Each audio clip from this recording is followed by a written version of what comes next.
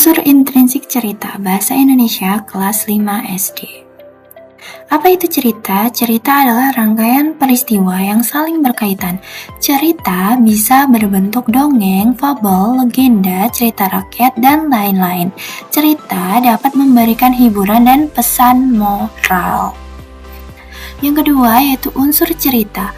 Cerita dibentuk oleh dua jenis unsur, yaitu unsur ekstrinsik adalah hal-hal di luar cerita yang ikut memengaruhi isi cerita. Contohnya adalah latar belakang pengarang, budaya, dan nilai sosial.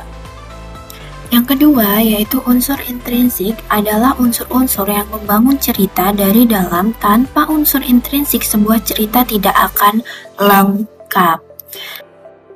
Macam-macam unsur intrinsik. Yang pertama adalah tema, yang kedua tokoh atau penokohan, yang ketiga alur, yang keempat latar, yang kelima sudut pandang, dan yang keenam adalah amanat. Adalah tema. Tema adalah pokok pikiran atau gagasan utama dalam cerita. Nah, contoh tema itu yang pertama yaitu tema persahabatan, tema keberanian, tema kejujuran, ataupun tema tentang kerja keras. Yang kedua adalah tokoh atau penokohan. Tokoh adalah pelaku dalam cerita, sedangkan penokohan adalah pemberian watak atau sifat pada tokoh. Jenis tokoh yaitu misalkan tokoh utama, misalkan Teddy, Tony, dan lain-lain. Tokoh pembantu adalah tokoh yang terbatas kemunculannya dalam cerita. Dia hanya sekedar sebagai figuran atau pihak netral. Sedangkan contoh watak atau sifat pada tokoh itu adalah baik hati, sombong, pemberani, atau ceria, suka menolong, dan lain-lain.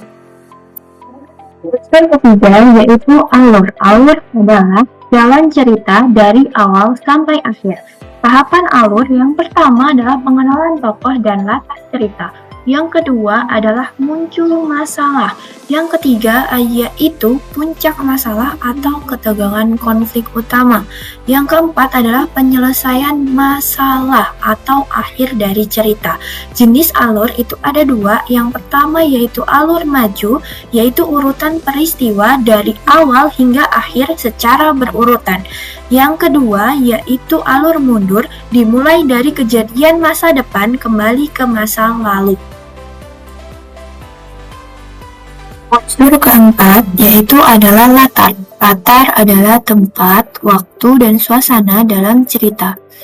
Contoh latar yaitu latar tempat, sekolah, rumah, dan hutan. Latar waktu, pagi, siang, dan malam.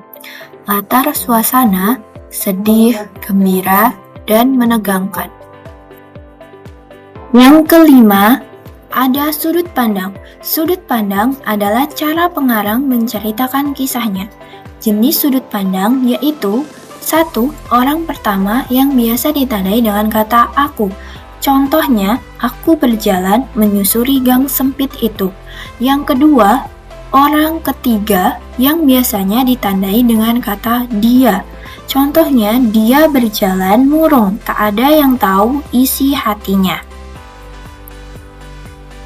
Yang unsur keenam yaitu adalah amanat.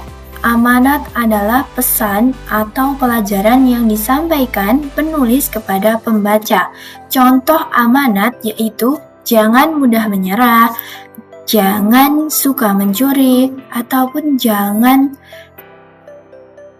durhaka kepada orang tua, atau saling tolong-menolong sesama. Kesimpulan, unsur intrinsik sangat penting untuk membangun sebuah cerita yang menarik dan bermakna. Ayo kita pelajari dan temukan unsur intrinsik saat membaca cerita. Sekian penjelasan dari saya tentang unsur intrinsik dan ekstrinsik dalam cerita. Bye-bye.